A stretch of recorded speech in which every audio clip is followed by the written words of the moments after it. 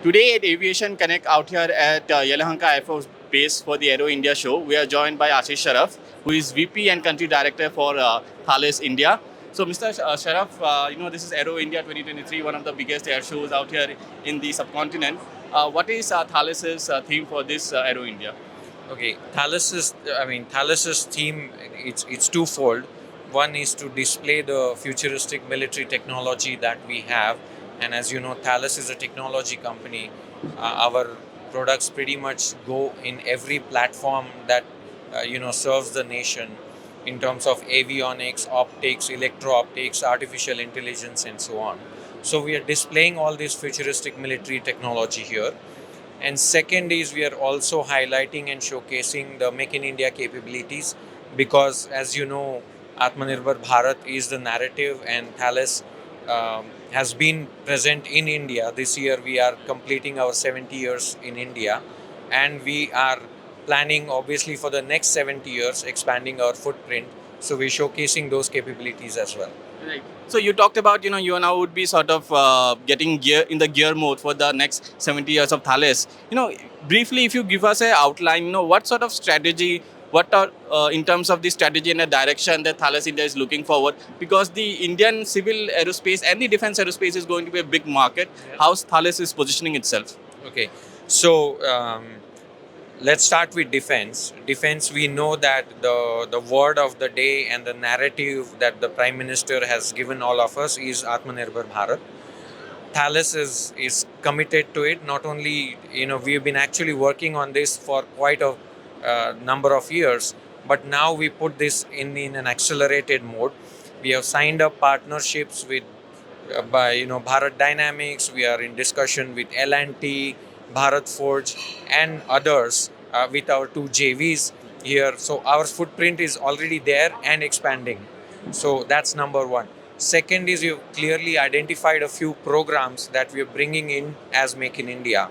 The classic example is the Starstreak Manpad system, which will be fully transferred in India technologically to be made in India, and not only for India but also to have exports for our global consumption. So this is how our strategy is going to evolve.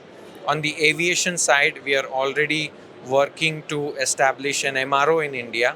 So we had announced that last year, but now we can say that now it's concrete to a level where we are already launched a site selection, and very soon we will be announcing where we will be in terms of our MRO. So developing that infrastructure in India and investing in it is crucial. We are also hiring over 500 engineers this year to kind of support our expansion narrative. You talked about the MRO, and that's a big development. So this MRO facility, is it going to be by Thales India on its own, or do you have any joint venture partners? Today, we envisage this to be only Thales India. Now, on the defense side too, we are establishing something called as a defense CSS, Customer Service Center, in India. What happened was, over the last few years, we have been serving our forces through local capabilities, but now we have formalized this to be a defense service center where all the spares, maintenance, repair, and support activity will be done locally, contracts will be local, support will be local, and we'll work hand in glove with our forces to make sure that the support is provided for Thales products and even some other products for that matter for the years to come. So okay, so this MRO would be in the civil space or defense space? MRO is civil space, defense is defense service center. MRO will be Thales only, but defense CSS we will not shy away from looking for partnerships. You also provide avionics services to Air India, and the big development that has happened with Air India, giving this order for giant 470 aircraft. It opens up opportunities for Thales. Your take on it. How do you view it, and how Thales is going to capitalize on this huge opportunity? Okay. So, first and foremost, it's a historic moment, as everybody has said it, including our own Prime Minister. We congratulate Air India. Air India is an esteemed customer of Thales for a number of years, and now with the Tata transition, it's even become more strategic because of the amount of investment the Tata Group is doing.